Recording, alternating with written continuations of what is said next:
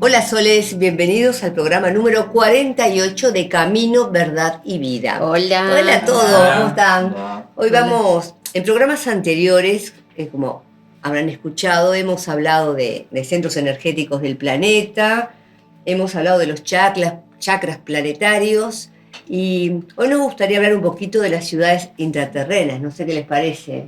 Perfecto. Sí, muy bien. Arranque, Rosadita. Y bueno, entonces teníamos preparados así algunos resúmenes materiales para compartirles. Habíamos hablado de Cairo como ciudad muy antigua, centro energético, y ahora hoy decidimos hablar un poco de lo que es el Paititi como la ciudad dorada. Siempre se lo ubica en las leyendas y en las historias de boca en boca, por voz, por vía oral, en un lugar apartado de las selvas amazónicas, que de hecho no tenemos las coordenadas específicas. Siempre se ha dicho que estas ciudades intraterrenas de la Hermandad Blanca están interconectadas entre sí por túneles y excavaciones que han sido descubiertas a lo largo de los cientos de años de estos siglos de búsqueda de la verdad. El dorado, como se le llamó así, porque la voz se corrió entre los españoles y los conquistadores que había una gran cantidad de oro guardado en ese lugar, en ese espacio. El dorado tiene una base sólida, física, específica y etérea también, como decíamos recién, en las selvas del Perú. El río, uno de los ríos mencionados en uno de los mapas más conocidos, catalogados como el mapa de la tierra del Paititi, tiene algunos símbolos y algunas referencias que dan a entender que justamente ese lugar existe y efectivamente está resguardado. Incluso cuando sondas y satélites han querido fotografiar o radiografiar el espacio físico, la superficie terrestre, no han podido porque las nubes forman algo así como un escudo que cubre y protege la zona específicamente. Te pregunto, ¿no? Poniéndome un poco del lado de la gente, ¿esa ciudad es física o estamos hablando de otro plano dimensional? Porque esa pregunta posiblemente se la estén haciendo las personas ahora. Podemos decir que existe en varios planos de conciencia, ¿verdad? Porque como recién decíamos, si la llamaron El Dorado, es porque entonces las riquezas que haya guardadas allí, los tesoros, ofrendas más que nada, a Dios Sol, al Inti, están resguardadas a todo acceso humano. Sabemos por grupos que han ido de la misión Rama desde el año 92 en adelante, que ese espacio físico tiene un río muy caudaloso, que tiene una región selvática muy densa, Es muy con difícil alimañas. llegar. Una zona que es rocosa, de acantilados y incluso para lograr llegar a ese espacio hay que pedir permiso también a las tribus que resguardan el lugar, que cuidan. Dicen que solo los puros de corazón pueden entrar y hay un guardián, ¿no? También. Exactamente. Los machiguengas funcionan como guardianes de la zona, incluso agregando información que nos contaban los equipos de compañeros que han tenido la oportunidad de llegar allí, de varias nacionalidades, tanto peruanos, ecuatorianos, gente de Uruguay gente de los grupos de Uruguay, gente rama del Uruguay que ha participado de estos equipos y expediciones, nos han dicho que es muy difícil llegar físicamente allí porque todas las pruebas que existen físicamente son también a nivel mental y espiritual. Cada prueba que se enfrenta en ese viaje espiritual representa una prueba a superar, no solo para la persona, sino para el grupo. No solo se menciona guardianes físicos, como lo de las tribus. Los principales que dejan o no pasar son los guardianes, los espíritus de la naturaleza. Esos lugares así también están custodiados por la Hermandad Blanca. ¿También? Exactamente, sí. Por eso justamente, como decíamos recién, son espacios donde solamente los puros de corazón pueden acceder, porque allí no vale ningún sentimiento que sea negativo, destructivo o rapaz.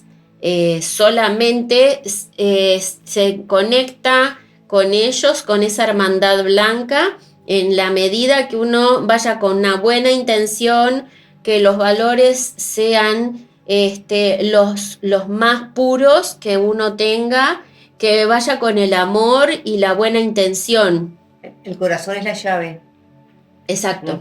Sobre todo porque cuando vinieron los españoles ya pasaron por todo eso. O sea que ya saben cómo actúa el hombre a nivel material. Lo que buscamos acceder es a los registros akáshicos, ¿no? Y que la Hermandad Blanca nos permita entrar para eso, ¿no? Exacto. Con respecto a lo que tenemos de información en base a este espacio físico, a este Paititi, dice que por allí que la ciudad construida se llamó Paiquiquincosco, que significa ciudad gemela al Cusco, y se encontraba al final de un cañón en un valle en forma de cono volcánico y con un microclima propio. Por esto hablábamos recién de la selva, que es sumamente abundante en vegetación. Según los apuntes del misionero Francisco de Cale, el año 1686, que dejó registro, dice que al Paititi se llega tras 5 días de marcha desde el Cusco. La gran serpiente, Amarumayo, antiguo nombre del río Madre de Dios, se interna en una región temida por los quechuas inclusive. ¿Por qué? Porque decíamos que si nosotros no estamos completamente equilibrados, no podemos tener acceso desde ningún punto de vista a ese espacio. Dice, esta serpiente imaginaria era un dios cuyo cauce se alimenta de una decena de ríos. Estamos hablando del corazón del Amazonas. Apucantiti es la última gran montaña desde la cual se divisa todo. Aquí empieza el legendario Valle Prohibido de la Luna Azul, refugio de los Amaru u hombres serpiente que emigraron hace más de 500 años al desaparecer el Imperio del Sol. Cuando hablamos del Imperio del Sol estamos hablando del Imperio de los Incas, que cayeron por su propia fuerza también. Los Incas eran un pueblo sumamente desarrollado a nivel arquitectónico, a nivel de ciencias, a nivel de cultura, y en un momento la expansión y el poder, ¿sí?, de conquistar otros pueblos y otros territorios los llevan a ellos a que después sean conquistados y sumidos a un poder mayor que era el de los españoles. Causa y efecto, ¿no? Las leyes universales. Las leyes universales no se empiezan a manifestar de una manera tan clara y tan contundente que al día de hoy, al presente, entramos en esa dialéctica de que si nos zafamos de una ley universal o queremos obviarla, después vamos a tener automáticamente el castigo, vamos a llamarle así, o su consecuencia. En realidad en el universo siempre prevalece el equilibrio para que haya un orden. Exacto. Y eso tiene que ver también no solo en la materia, sino en la energía. No zafas nunca No, de no, una no. ley universal. Te podrás- Y no es te castigo, podrás- es por no. tus propios actos. Es consecuencia, es causa y consecuencia. Bien, después pudimos leer por aquí también muy interesante que el español Francisco Aquino, a mediados del siglo XVI, salió con una expedición desde justamente la ciudad de Cusco en búsqueda del Paititi. En 1588 nuevamente Juan Álvarez de Maldonado sale con otro ejército expedicionario hacia la selva también, pero una vez más sin éxito. En los principios del siglo XVII tenemos que hay expediciones sucesivas, pero ninguna de ellas llega a concretar el objetivo de descubrir el Paititi. Hay que tener en cuenta también la historia, porque cuando vinieron de Europa para acá, en realidad los que venían para acá eran o hijos de alguna llegada de la nobleza o de la nobleza, que como saben históricamente, el primer varón era para la parte militar, el segundo para la parte religiosa, igual que las mujeres. Entonces los que quedaban, que no entraban en esa escala, se venían para América, o sea, los apoyaban. Y también, como tenían que construir muchas cosas, traían a los presos que estaban en Europa para estos lugares, que después los presos escapaban y hacían su vida. Y por eso tantas expediciones, porque como no tenían dinero, porque sus parientes de Europa no le iban a traer nada, porque ya no contaban, no les daban como es, valor social ni nada. Por eso tantas expediciones y tanto salvajismo por obtener riqueza. Sí, el oro y la plata, claro. Sí. Nos consta también, como recién hacía referencia Selene, que dentro de la gente que venía, aquellos conquistadores que venían del viejo continente, había muchos sacerdotes jesuitas que llegaban a la zona, se establecían y la función de ellos era recabar información. Entonces los jesuitas tenían esa función de escribir, ¿sí? Y registrar toda la información que recababan los ejércitos que mandaban desde España. Una película muy interesante sobre esa época que se llama La Misión, justamente. Con Robert De Niro, muy linda. Refleja algunos eventos que realmente fueron muy intensos en su momento. En la Biblioteca del Vaticano consta información recabada por antiguos sacerdotes, como decíamos recién, jesuitas ellos, que aseguraban haberse encontrado con aborígenes de la región del Paititi en el siglo XVI. Ya en el siglo XIX el Gran Paititi es asociado con el dorado, justamente. Esa idea de que encerraba tesoros fabulosos, lo que atrae nuevas expediciones, esta vez de manos de arqueólogos. En el caso del arqueólogo Hiram Bingham, que encontró Machu Picchu, lo redescubre Machu Picchu cuando estaba buscando exactamente el Paititi en el año 1912.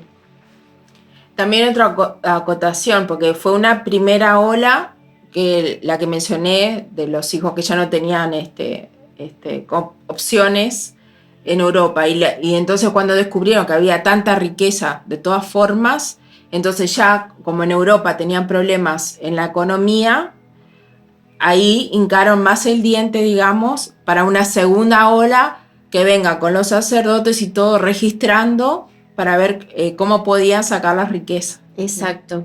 De hecho, si traemos el descubrimiento de Machu Picchu, porque se descubre por accidente, ¿verdad? Es una ciudad que se descubre en las montañas por accidente, porque estaban buscando otra cosa, como decíamos recién, y este hombre, que tenía todos los estudios y todos los trabajos pagos por gente de alto rango interesada en la búsqueda y el encuentro del Paititi, lleva a que después o tras el descubrimiento de estas expediciones se limpie, se despeje el área y se empiece a explotar desde otro punto de vista, ¿no? Que al día de hoy es el turístico. Han pasado muchísimos años, decenas de años, y se sigue al día de hoy encontrando millones de turistas en el Machu Picchu, por ejemplo, que está muy cerca del Paititi, vamos a entendernos. Ujú. Es un lugar que de por sí, aunque Se no hizo- estemos en el Dorado Se ni en el construyó en el medio de la Paititi, selva, está hecho en el medio de la selva. el Machu Picchu es una ciudad que nos da la idea de la magnitud del poder de esos pueblos. Dice que lo que se ve en superficie a nivel material es lo mismo, pero a nivel digamos, etérico o de más alta densidad. Por debajo. Claro, es como una de la imagen que superficie. vemos Una imagen hacia una despejada. montaña hacia arriba Despejada. y lo mismo hacia abajo. Ahí está, es como si fuese, como decía Gaby, un Pasa lo mismo en espejo. Teotihuacán. Ah, Cuando ahí la está. espejas, inclusive te queda hasta con forma de nave, Ujú. todas las pirámides cuando la ves despejada del lado de abajo. Bien. Podemos decir, agregando un poco más de información a todo esto, que por la historia, recuerden, no vamos a volver sobre los hechos, pero recuerden que cuando en la lucha entre los españoles y los incas, Túpac Amaru I, sí, es capturado, es decapitado y desmembrado en el Cusco. El ancestro Túpac Amaru II continúa un poco con todo este tema de ese desmembramiento del imperio, y todo lo que pudieron los sacerdotes recabar y resguardar, sea el disco solar, sea las ofrendas de oro, las ofrendas de plata, etcétera, todo fue llevado y resguardado en esa selva maravillosa, ¿no? Se habla, y de hecho está confirmado por científicos, que detrás del santuario mayor del templo inca, esto es el Coricancha o Templo del Sol, como se le llama, existe una entrada llamada de la Gran Chincana. Es un túnel, obviamente, que comunica el santuario con la fortaleza de Sacsayhuamán, y desde allí estaría conectada con otros túneles de piedra, ¿sí?, hacia la parte de la selva amazónica. De acá que cuando aparece o se da la guerra fratricida entre Huáscar y Atahualpa por el imperio incaico, el inca Choqueauqui, el príncipe dorado, hermano de ellos, abandona en medio de esa crisis el palacio de Amarucancha, y se lleva la momia de su padre, Huayna Cápac, y una estatua del mismo completamente hecha de oro. Ese príncipe huye en compañía de sus maestros, los amautas, archiveros, sacerdotes, las vírgenes del sol, los nobles y algunos guerreros, escapando de la inminente invasión de los hombres de Atahualpa. Algunos sacrificaron su vida, ofrecieron su vida para defender a toda esta gente que trataba de resguardar sus tesoros más preciados. Entre ellos el disco solar, ¿no? Que estaba ahí también. Estaba de Coricancha. Exacto. El disco solar es una representación de la estrella que mantiene el equilibrio perfecto en este sistema planetario. Es una imagen, si ustedes logran imaginar, es una imagen, es un sol tallado en oro, pero tiene otros metales, no solamente oro, Y esto es una mezcla de algunos metales que no existen en la Tierra. Eso es lo que tenemos entendido al día de hoy nosotros. Tiene una cara central con ojos, nariz, una boca y símbolos de corazones, pequeños corazones con caritas dentro, y alrededor tendría símbolos, diferentes símbolos que representan un mensaje interior, pero no es para esta época, es para un futuro cercano, cuando nosotros logremos despertar al espíritu, logremos tener la conciencia crística. Por ello se lo denomina sol manásico. La imagen del sol central de la galaxia es la que alimenta la Tierra con esa energía de la luz violeta. Y a su vez es la representación del Padre Madre Creador, es el emblema de la Hermandad Blanca. Ese disco solar está bien descrito por Ricardo González en su libro de Los Maestros del Paititi.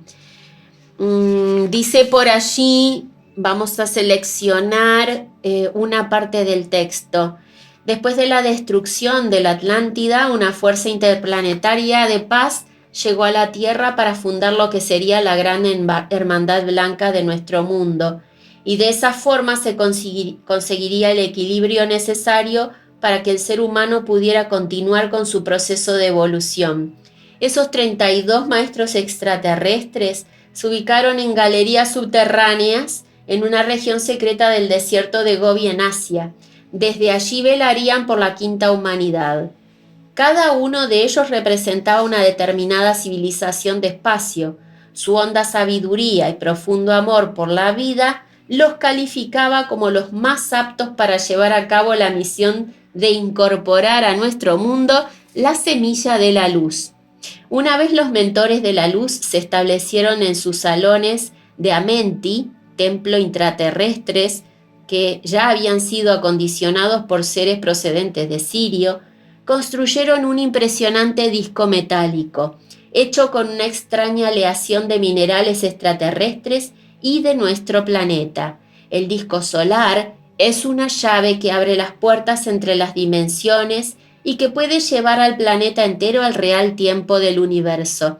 Asimismo, el disco representa el sol central de la galaxia, fuente importante de energía que llega a toda nuestra Vía Láctea, bañándola con la transmutadora fuerza de la luz violeta. Está de más afirmar que las radiaciones solares o energía cilial de nuestro propio Sol son también canalizadas por el poderoso disco de los maestros. En los mundos evolucionados se aprovecha al máximo el poder de las estrellas. Este disco solar se constituiría en el santo emblema de la Hermandad Blanca, representando gráficamente con la figura de 3 círculos concéntricos los 3 planos, los 3 universos, la Trinidad Sagrada y la ley del triángulo. No obstante, la jerarquía venida del espacio sabía que no podría prolongarse indefinidamente en sus cuerpos físicos. Fue entonces que los 32 mentores de la luz vieron en los Etnamanes que habían sobrevivido a la destrucción de la Atlántida el reemplazo perfecto. Allí en la Atlántida, un Stegmanés o guardián de registros era un ser que requería poseer físicamente los códigos genéticos de una raza del espacio y otra de la Tierra, es decir, un mestizo o Stegna. Además, el guardián debía haber superado las más duras pruebas que lo ratificaban como un mentor o manés. El desarrollo de facultades psíquicas y el camino espiritual, es decir, la evolución de los 3 planos, físico, mental y espiritual, fue el derrotero de aquellos atlantes que se mantuvieron firmes por las sendas de la luz. Luego de ello, los altos maestros de la naturaleza entregaban al nuevo guardián un poder para que éste defienda los archivos de su pueblo que estarían en su custodia. releyendo un poco esto una vez más, es magnífico, ¿no? Es un plan maestro, es un plan cósmico. Como ya se preveía que iba a ocurrir, ¿sí? Que alguien, seres humanos, iban a tratar de destruir y desmantelar todo esto. Julia. Por algo nos decimos siempre que los registros están dentro nuestro, ¿no? En nuestro ADN. Ahí está. Es una forma de resguardar, es decir, se copió en un pendrive lo que está en el disco duro. O sea, todo ese ADN basura en realidad es información. Información que tenemos que recordar, está dentro nuestro. Les leo el último párrafo. Dice, a su vez los stegnamaneses que lograron escapar de la catástrofe se refugiaron en los recintos subterráneos que habían previsto. Allí permanecerían custodiando los anales que rescataron de la Atlántida, así como algunas de las máquinas de su extinta civilización. Entre las afirmaciones que Al-Sir, un maestro de la Hermandad Blanca, brindó, se encontraba la historia de los 3 héroes, altos líderes de la Atlántida y que en todo momento velaron por la seguridad de los registros. Fueron ellos los que sugirieron emigrar a moradas subterráneas que serían construidas en todas partes del mundo. Los 3 héroes fueron también los que recibieron de los 32 mentores de la luz el sagrado disco solar, los archivos. Así los mentores, luego de confiarles la magna obra, le entregaron el disco solar que sería colocado en un templo subterráneo cerca al actual lago Titicaca. O sea, que como los seres extraterrestres sabían que sus cuerpos ya no iban a poder sostenerlos, buscaron seres materiales, con cuerpos materiales, para seguir el trabajo. O sea que eso sería como, tenemos conocimiento de la transmigración, que en realidad es un pacto entre ese ser material que está preparado con esa información, y sería eso más o menos lo que conocemos. Exacto. La transmigración de almas. Bien. Es algo muy puntual como se para ve en este caso. Ahí está. Ese lugar cercano al lago Titicaca era llamado en aquel entonces Ciudad Eterna, o fue llamado así, la antigua Huiñaymarca del gran Uyustus, el primer gran maestre de los sacerdotes salvados de las aguas. Conste y que nosotros hemos hablado un poco con Sixto Paz y con Rafael Ulloa también en algún momento en esas charlas informales, que tanto en Europa como en Egipto, como por ejemplo en Tenerife en particular, siempre ha habido aquellos antiguos que pueden ser de repente los 9 guanches, ¿sí? Donde se hacen 9 estatuas majestuosas. Cada uno de ellos tiene un símbolo en sus manos que representa el poder o la fuerza que regenteaban, es decir, el área que les correspondía o a la que le habían asignado equilibrar. Y no nos cabe la menor duda de que está todo relacionado, porque esos mismos seres luego vienen y, vamos a decir, se trasladan con sus energías y se habla acá del lago Titicaca, de Machu Picchu, de la Ciudad Dorada o El Dorado. Hoy hablábamos un poco del famoso mapa del Paititi. Si ustedes buscan en internet, lo googleamos, allí hay un mensaje específico que dice tierra en India, del Paititi, a guías gentiles, se llama indios. Esos indios que están en Dios, indios, son los habitantes, ¿sí? Son los habitantes de todos los reinos. Limitan con él, todos los reinos limitan con él, pero él no limita con ninguno. Es el corazón del corazón. El corazón del corazón es un punto álgido, es un punto específico y un centro energético activo actualmente que nos da la idea de que se conecta con él justamente desde el amor. Por eso se le llama así, el corazón del corazón, desde el amor hacia el amor. No hay otro camino. Ahora que hablaste de los 9 seres, eso, no sé, me acordé de la Eneada de los dioses de Egipto. Viste que ellos partían una Eneada de 9 dioses, entre ellos Isis, Bueno. Osiris.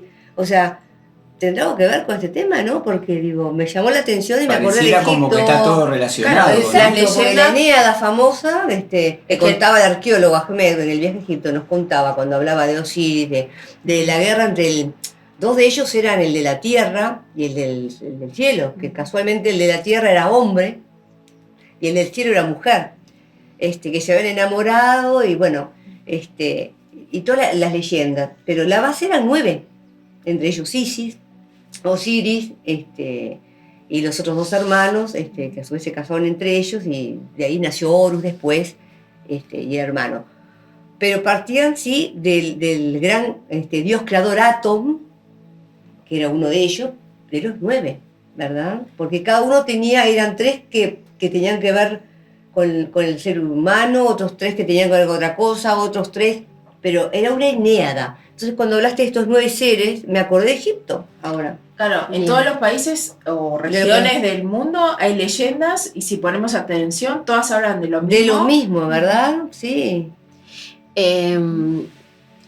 Claro, por eso mencionábamos hoy, nos referíamos a que todas las particularidades de los hechos históricos verdaderos, auténticos, están relacionados entre sí. ¿Por qué? Porque nos han contado una historia que, como en inglés se escribe story, no es history, es story, la diferencia entre unas y otras. O sea, una es la real, la verdadera, la auténtica, y la otra es un invento. Entonces, para desandar el camino ahora hay que empezar a borrar o de alguna manera decantar la información que nos enseñaron en todo el proceso de educación y quedarnos con realmente lo auténtico. No es un trabajo fácil y lo primero que hay que hacer es desestructurar la mente para poder aceptar la verdad y descartar lo que no es auténtico. Decía por allí en el libro de Ricardo González que los archivos históricos de Mu y Atlántida, que datan desde tiempos inmemorables, se hallan reunidos en las galerías subterráneas de Paititi. Asimismo, los archivos perdidos del Imperio Inca y otras culturas anteriores que aún nos son desconocidas, es decir, más antiguas, se hallan también en el mundo interior. Además, las planchas metálicas y los cristales de información que contienen los pasajes extraídos del registro akáshico se hallan al lado de los archivos antes mencionados. Estos 32 mentores de la luz dieron estas planchas de secreta simbología y los poderosos cristales a los sobrevivientes atlantes, junto con el sagrado disco solar, que es la llave entre las dimensiones y que por consecuencia podría leer el archivo akáshico, el cual es llamado por los guías y maestros el libro de los de las vestiduras blancas, porque estos maestros de túnicas blancas también los vimos pintados en los templos Totalmente, en egipcios. Egipto. Sí, tal cual. No en todos, pero en ciertos templos egipcios ustedes pueden ver que hay seres que tienen las túnicas absolutamente blancas, inmaculadas, y que en algunos casos se están enfrentando a otros seres de negro. Bueno, justamente Gabriela lo dijo, de otro color de túnica. Sí. Es más, si cavamos más profundo aún, hay seres que están representados con el color de la piel humana, Hay otros seres que tienen piel de color verde, manos verdes, pies verdes, es decir, no era ningún maquillaje, era realmente el color de sus pieles. Y hay otros de color azul, de piel azul, que según los arqueólogos egipcios dicen que eran los seres que provenían de las estrellas. Sí, tal cual. Sí. No, y las piedras muy similares a las de Sacsayhuamán. También. También. Sí, pues las culturas antiguas no pintaban simbólicamente nada, No. era literalmente lo que vivían. Claro, lo que nosotros podemos leer, vamos a llamarle así, hoy en los muros de los templos, para ellos era algo así como los libros, las Ellos lo enciclopedias. contaban todo en cada templo. Está muy bien eso explicado en los videos El Ojo de Horus, que los templos contaban historias. Y cada templo contaba una historia diferente. Eso lo explica muy bien la serie de 10 videos del Ojo de Horus, que está en YouTube, si lo pueden buscar, está muy interesante. Y vale la pena realmente ahondar en todo esto. Bueno, vamos redondeando, Marce, por acá. Sí, vamos redondeando. Creo que hemos hablado bastante del tema también del Paititi. Todo relacionado, ¿no? Y que se entra ahí, como decíamos hoy, puros de corazón. Solamente los puros de corazón podrán acceder a esos registros que la humanidad necesita saber, ¿no? Digo, para su evolución. Así que bueno, nos vamos. El amor es la clave. La clave es el amor, Claro. como lo hemos dicho en otros programas Sí, también. es lo que atraviesa las dimensiones. Y es lo que todo. Ahí está. Es Y que ser todo lo puros, o sea, ser claros, verdaderos y honestos y leales con nosotros mismos. Porque no hay otra opción, hoy no queda otro camino. Si nos salimos de ese camino, no, nos va a costar mucho más llegar y cada día se hace más difícil porque hay menos tiempo. Totalmente. Además, según tengo entendido, mucha gente que intentó llegar, no pura de corazón, casi muere en el camino. O sea, no es nada fácil. Y creo que hubo. Porque Sí. no sé si no ha habido Algunos, muertes, porque sí. son, o sea, atravesar ríos, animales peligrosos, selva, o sea, te pasa de todo. Mm. Pero si tú vas con el corazón puro, no estás solo. ¿Entendés? Se te abre una protección distinta. Es más, no es fácil. Es más, ni tendría que atravesar ríos. Nada. Bueno, Ese es otro tema y para otro programa. Bien, nos vamos despidiendo entonces de nuestro programa Camino, Verdad y Vida. que pasen muy Hasta bien, luego. bendiciones Gracias. para todos, Dios los ilumine.